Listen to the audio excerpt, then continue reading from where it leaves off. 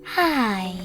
In front of me is HUAWEI Nova Y91, and today I would like to show you how you can add audio or video file to text message.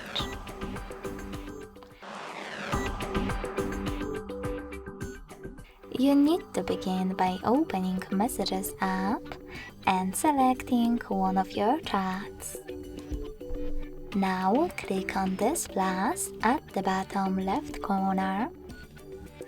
And to add a video file, click on Gallery section and tap on the chosen one.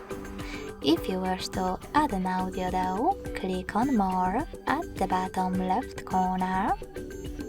Select Audio section between Calendar and Subject.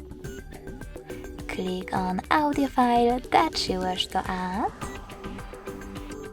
And lastly, tap on this check mark at the top right corner. So when I do that, as you can see, my audio file was successfully added to text message. Thanks so much for watching. If you enjoyed this video, don't forget to leave a like, comment and subscribe. Bye!